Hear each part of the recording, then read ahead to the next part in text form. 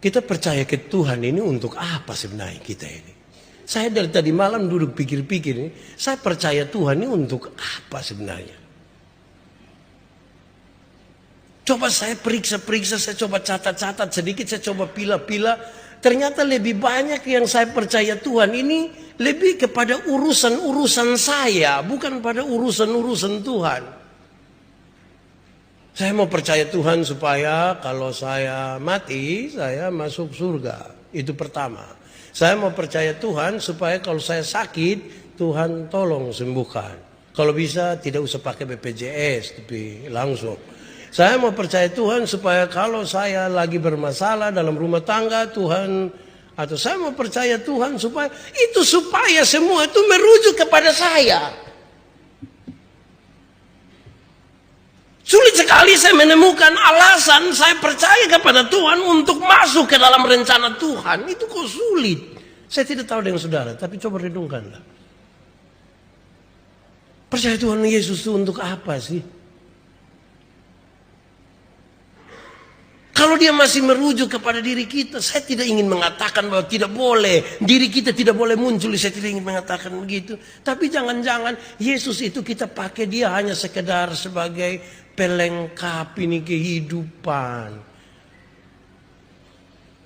Supaya ketika kita masih aman, kita masih kuat.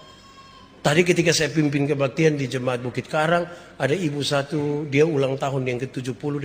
Saya bilang, ini bukan 70 ini, Pak Su 70, ini nenek. Saya bilang, ini orang lihat salah 27 ini. Mantap, aduh puji Tuhan, Tuhan yang pelihara saya. Saya bilang, Mama, itu kata puji Tuhan, itu saya senang. Tapi saya tidak tahu Mama omong dan tulus kok tidak. Tapi kadang-kadang puji Tuhan dan puji diri itu dua hal yang dekat sekali. Hampir-hampir sulit untuk kita uraikan itu. Kita percaya Tuhan ini sesungguhnya untuk apa? Tapi inti paling pertama saya kira saudara-saudara, mari kita ingat diri kita dulu.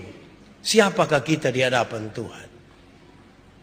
Ada orang tertentu yang kalau dia iris-iris sayur, tiba-tiba pisau kena di punjari, dia bilang, aduh Tuhan saya salah apa Yesus? Tuhan saya salah apa? Jadi semua yang dianggap bermasalah itu Tuhan pun kerja itu. Dia sakit ini pasti karena Tuhan ini. Kalau dia punjari kena potong Tuhan. Semua Tuhan habis. Hei saudara. Kalau Tuhan itu hanya maha menghukum. Mungkin kita sudah mati habis.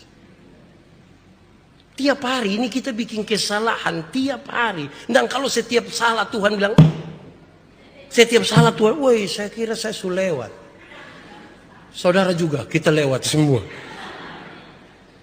Tuhan, saya kira kalau ketika kita merenungkan sampai di situ kita akan mengatakan puji Tuhan. Puji Tuhan. Engkau ajaib karena engkau mau menanggung seluruh kesesatan dosa. Teman-teman di penginjilan selalu mengatakan begini. Kalau orang bertanya, Yesus seperti apakah engkau mengasihi aku? Dia merentangkan tangannya di kayu salib dan mati bagimu. Tanpa kata-kata. Sekali lagi. Yesus, seperti apakah engkau mengasihi aku? Dia merentangkan tangannya di kayu salib dan mati bagimu. Seperti itulah. Tanpa kata-kata. Saya juga ingin mengatakan kepada saudara, juga jangan terlalu puaslah dengan kata-kata. Jangan. Sebab daftar makanan tidak akan mengenyangkan laparmu. Tidak akan.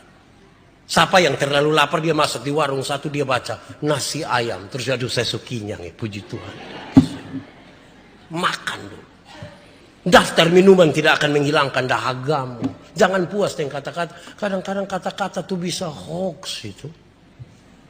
Saudara ini kan kalau komen orang pustatus kan bisa tulis bilang ha. Padahal tidak tertawa. Tipu itu toh. Kadang-kadang dong pakai dua huruf yang saya sulit eja itu. Dong bilang WK. Itu cara tertawa bagaimana itu? Wah itu tertawa begitu saya tidak ikut itu. Jangan puaslah dengan itulah. Berarti pesan paling pertama saudara-saudara. siapa Tuhan dalam hidupmu, harus pertama-tama tahu diri. Siapakah kita? Kenapa saya ada di dunia? Oh, saya bukan tumpukan material biasa. Pada diri saya ada gambaran Allah. Oh, ternyata saya salah untuk menggunakan kepercayaan Tuhan pakai. Ada dosa, tapi puji Tuhan, Engkau datang. Itu baru kita bisa rasa itu keintim. Tahu diri dulu. Dan sampai kita tidak tahu diri. Ada 3 nenek-nenek, kakak adik. Yang satu umur 92, satu umur 94, yang satu umur 96. Terus yang satu yang umur 96, yang paling tua itu dia mau mandi. Dia sudah buka itu keran, itu tempat mandi yang masuk itu apa? Nah itu. Pas dia sudah kasih masuk kaki di dalam, tiba-tiba dia sadar. Dia lupa, kira-kira ini dia mau mandi atau mau keluar. Dia bingung ini. Terus dia berteriak, "Woi, tolong saya dulu. Saya tidak tahu saya ini baru selesai mandi atau mau mandi."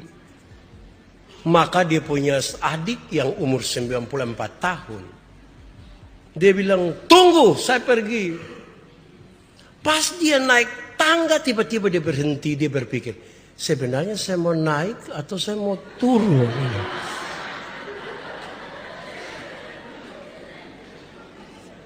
Dia pikir lama dan kemudian karena dorong dua pak, "Woi lu di mana? Tunggu, saya pikir tidak tahu saya mau naik atau turun." Rupa-rupanya percakapan 2 orang ini didengar oleh dia punya lompo adik yang umur 92. Dia marah dorang. "Kamu ini kenapa ribut-ribut?" Ini satu bilang, "Saya mau mandi tapi tidak tahu sudah mandi atau belum." Yang satu bilang, "Saya ini mau tolong dia tapi saya tidak tahu mau naik atau turun." Dia pukul meja, dia bilang, "Kok itu saja, tunggu saya pergi." Tapi pas dia bangun dia bilang, "Tunggu saya lihat siapa yang ketuk pintu tadi Padahal ternyata dia yang pukul meja sendiri. Memang kalau orang lupa diri itu sulit untuk maju sulit. Kok dia pun diri dia masih cari-cari ini bagaimana dia jadi berkat. Bagaimana dia kenal duluan diri. Kenal. Itu pesan paling pertama. Supaya kita bisa tahu siapa Tuhan, kenal dulu kita pun diri. Banyak orang berusaha kenal Tuhan, tapi belum mau kenal dirinya dulu. Kalau kita tahu diri, kita tahu dari mana asal kita. Siapa kita sebenarnya. Kekurangan kita apa? Kelebihan kita apa? Dosa kita seperti apa? Kita butuh apa dalam hidup ini? Dan seterusnya.